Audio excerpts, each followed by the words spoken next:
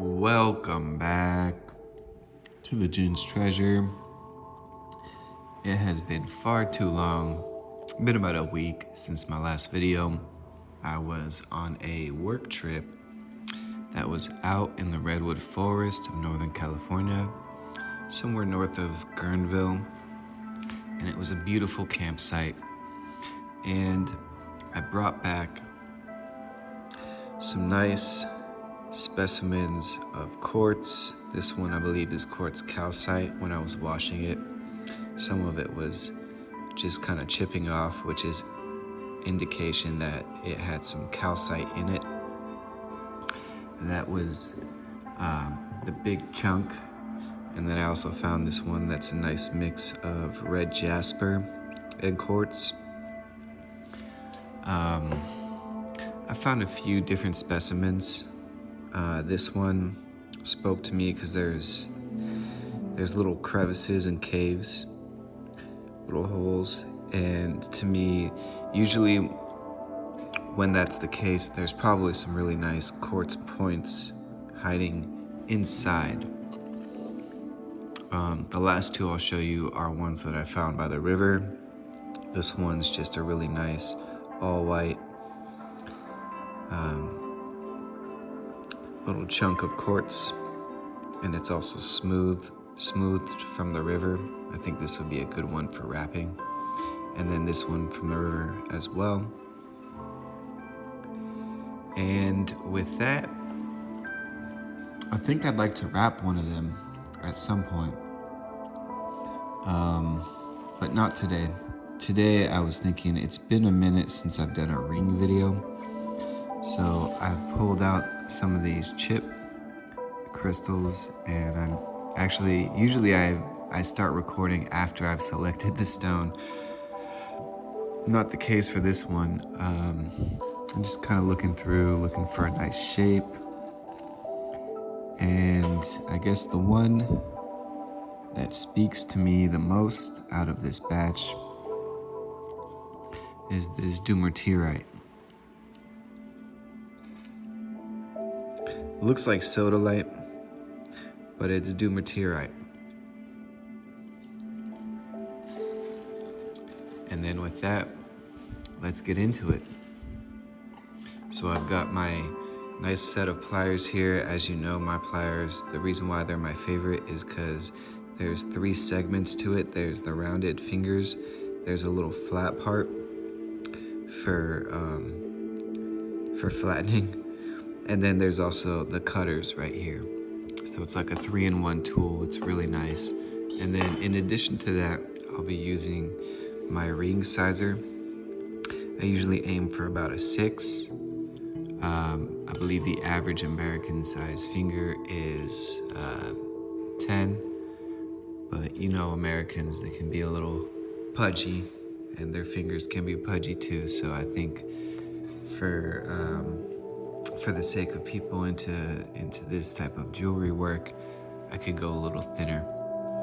Generally speaking, if people are into crystal healing, they tend to eat a little bit healthier and tend to be a little bit slimmer. So this is a 24 gauge wire that I pulled off for a past project that I never got around to using. So I'll be using that one today. And then in addition to that, I'll be taking some 20 gauge wire, maybe about a hand's length of wire. Recently, one of my fans had let me know that I must have long arms and long hands, so I should probably stop using the hand length as a measurement. So let's see, using the ring sizer, what would be a hand's length? Let's just get to the bottom of this now. I assume these red ones here, these red numbers here are inches. In which case, it looks to be that, maybe that's not right. Is that an inch? 12 inches? Is that really a foot right there? So I guess it's slightly more than a foot, assuming that this 12 here marks 12 inches a foot. Anywho, what we're going to be doing is laying both of these 20 gauge wires across, not across each other, but just one on top of the other so that they're parallel. And then from there, I'm going to take the 24 gauge wire and just find the middle here by holding the 2 points, pulling tight, and then there's the middle of the 24 gauge wire. And I'll just take that middle and begin wrapping in more or less the middle, of the 20 gauge wire, and just start wrapping around, kind of tying them together, but doing it so in a gentle way. That way, because if you pull tight, then these wires tend to cross, so you don't want them to cross. So you'll do it nice and gentle. And then this is about here is where I'll bring in the flat part of the pliers and just pinch down there and kind of molding it into place. In case the two 20 gauge wires were crossing, this kind of flattens it back into a parallel status quo. And so I'll keep wrapping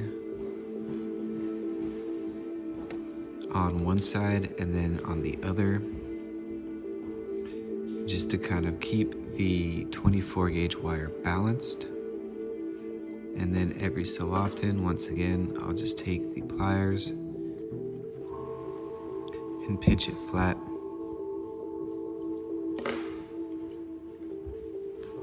And then switch over to the other side, begin wrapping once more.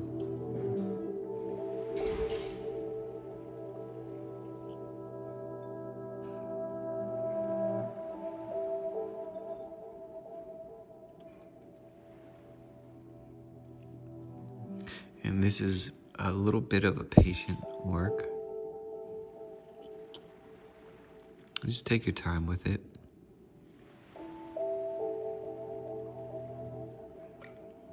And then once again, pinch down and flatten. And then continue wrapping. The thing to be mindful of once you kind of get into the flow of it is that you don't want to overwrap. And what I mean by overwrapping is it's good to check with your ring sizer and make sure that you're not making it wider than it needs to be. Because this portion that we're wrapping right now is going to be what wraps around the finger. So if you do too much of it, well, then you're going to have to settle for a ring that's fit for a fat finger.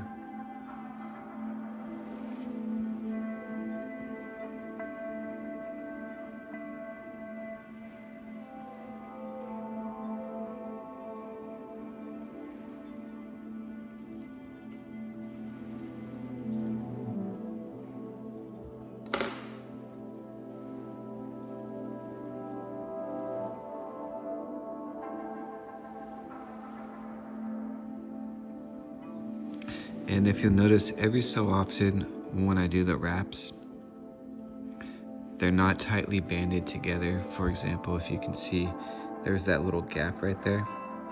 To fix that, you just pinch with your fingers and slide in that direction. And that pretty much solves any issue that you might be having with the gaps there.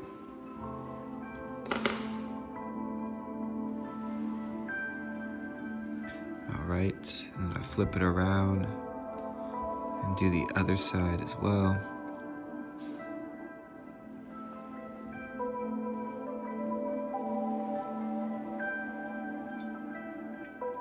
Sliding in to tighten up those bands.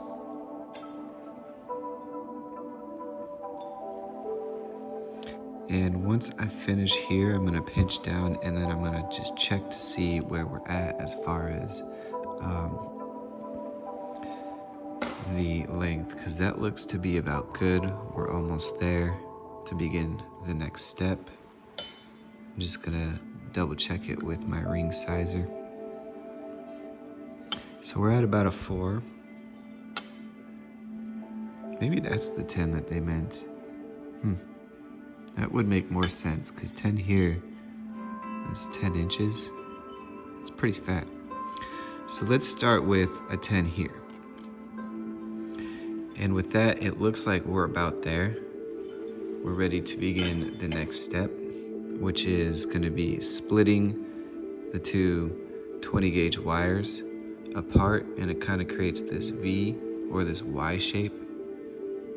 And what we're going to do is just weave the 24 gauge wire in and out, in between and then out and around each wire. Just like so, kind of doing a figure 8.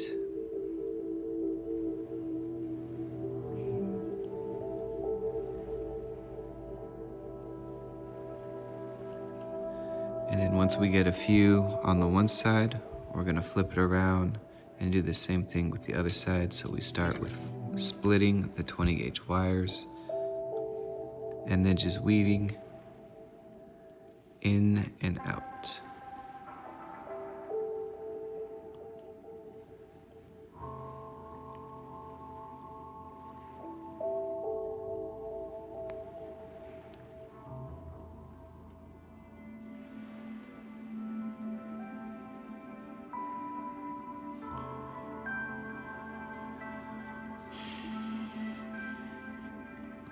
Okay, now for here, for this next step,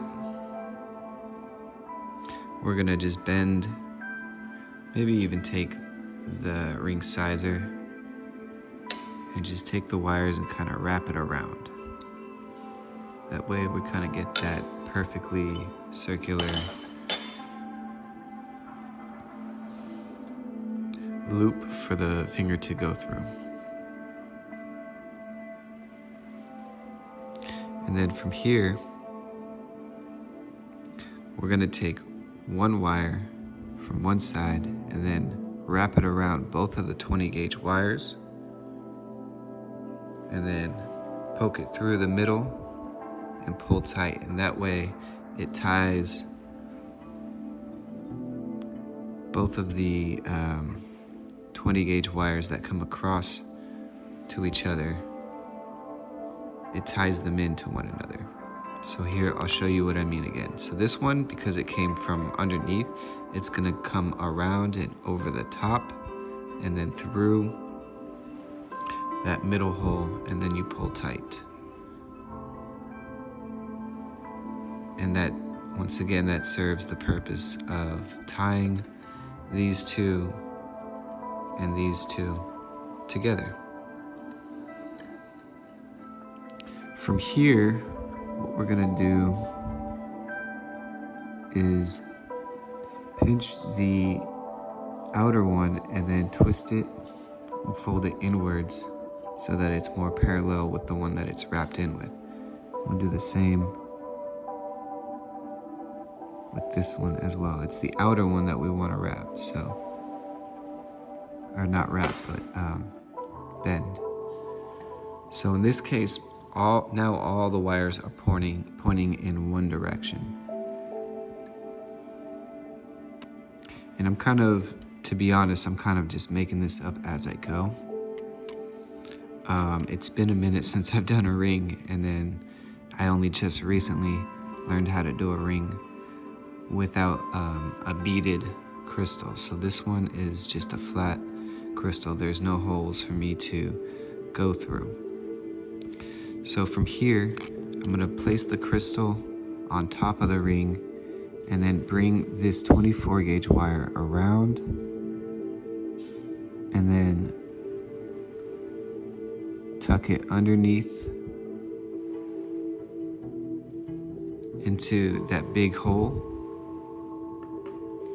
So it goes around the both 20 gauge wires and then tucked in. And so here you can see from the bottom what I mean. So the wire came around over the top of the crystal and then tucked in and then into this hole here, and then wraps around the 20 gauge wires. And then from here, I'm just gonna poke it through the ring hole to bring it across to the other side. And then once again, I'm gonna tuck it in between the crystal and those 20 gauge wires. And then the tip, the end, oh, it came undone. It's just a little bit tricky, isn't it? So we just tuck that crystal right back in there and then pull tight. And then we'll bring it back over the top of the crystal.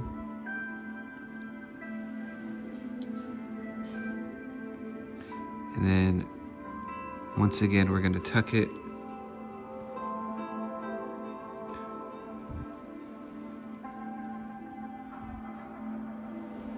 in between the 20 gauge wire and the crystal and pull tight.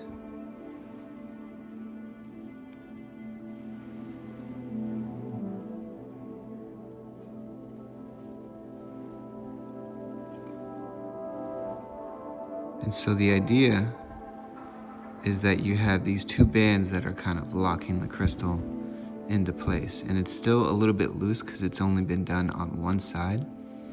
But once we get started with the other side, it should become a lot more secure. The crystal should become a lot more secure.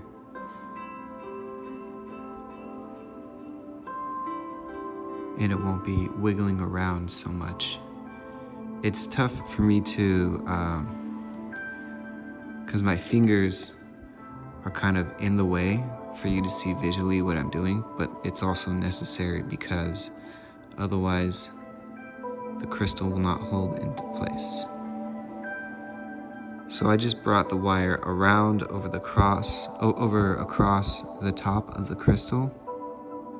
And then once again, I tuck it in between that 20 gauge wire and the crystal. And then I'll pull tight.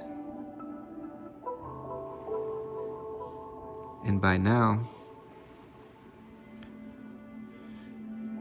the crystal should be getting pretty tight and secured in there. So I'll bring it over across the crystal once more and then poke through.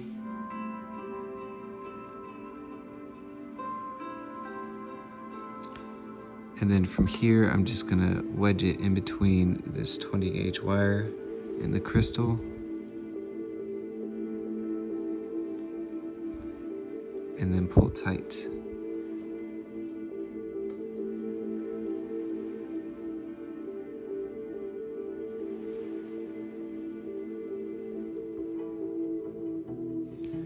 Now from here,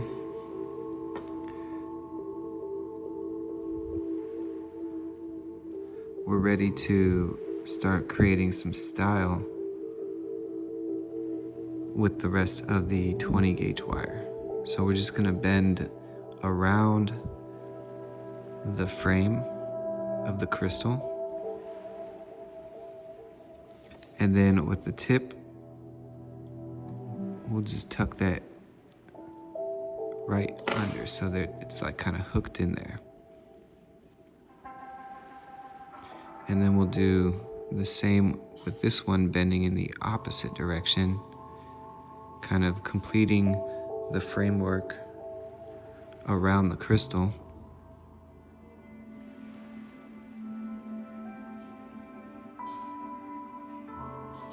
And then the same thing with the tip, we'll just create a little hook, tuck it tuck it in there around the other two 20 gauge wires.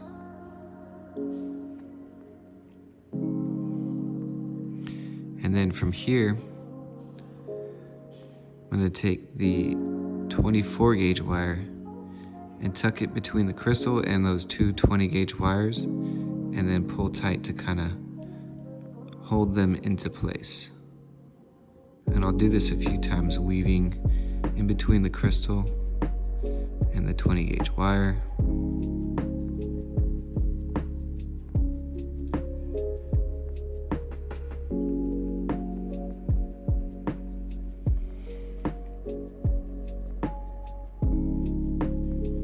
And I think the crystal's actually still a little bit more slidey, so what I'm gonna do is take the wire which starts on this end and then bring it across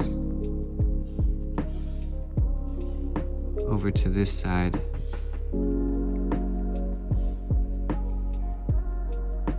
and anchor that in.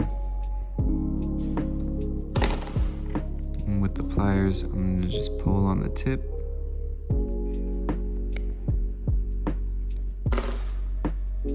Now it's a little bit more secure, but I need to do the same thing with the other side to complete the symmetry. So I'm gonna bring this wire underneath so it'll start on this side.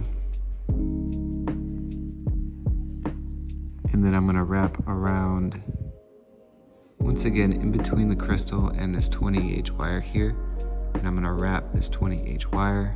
I'm gonna do that twice.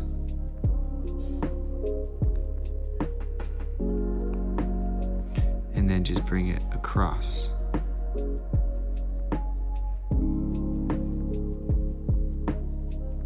Across the crystal, and then it will tuck in here.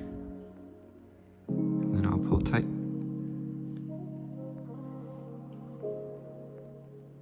And hopefully that should help hold the crystal in place.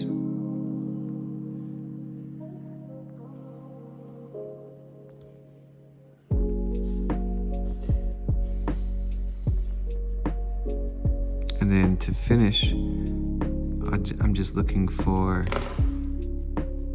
places to wrap this 24 gauge wire, which this 20 gauge wire is kind of has a lot of gap sticking out here.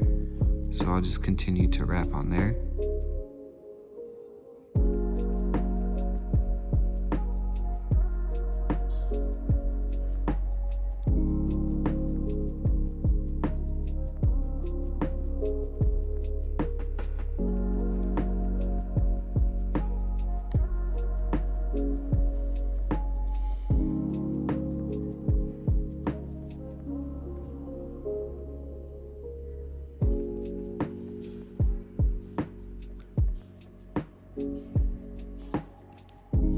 I'll just keep wrapping until I get to the end of that 20 gauge wire, 24 gauge wire.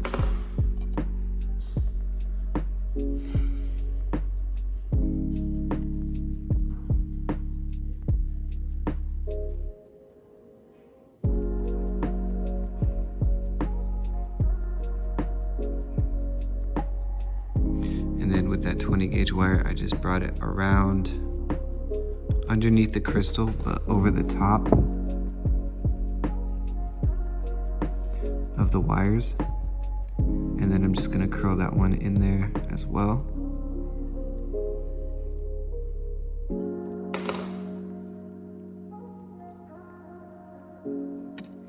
And then with this last 20 gauge wire, I think I'm just gonna create a little spiral.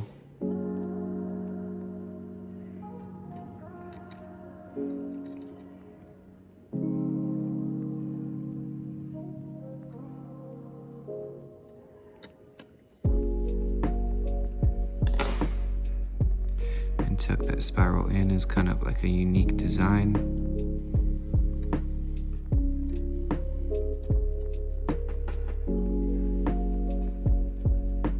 And then finally with this last 20 24 gauge wire, I'll just continue to wrap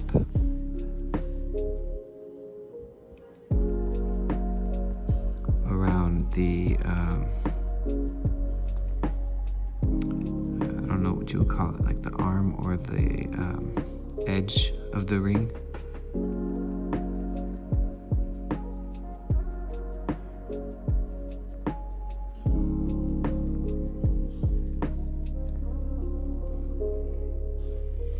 I'm a little bit concerned that this is still a big enough gap that the crystal could slide through. So what I think I'm gonna do is bring this wire around to the other side.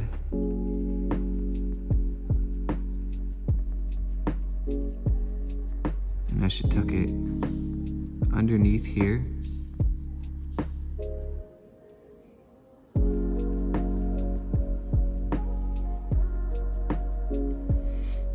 And I'm just going to attach it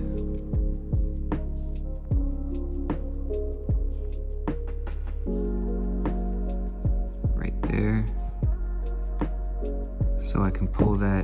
What that does is that brings this wire down further closer, that way as much as I can.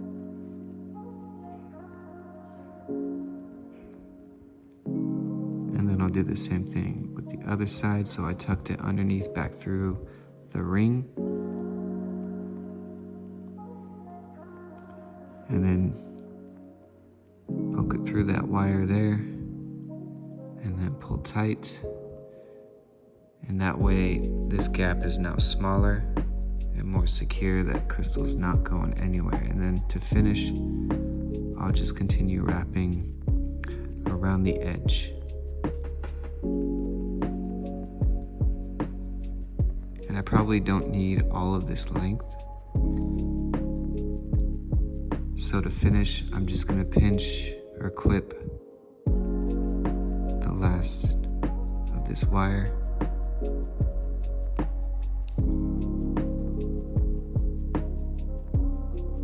And then tuck that tip in so it's not poking out.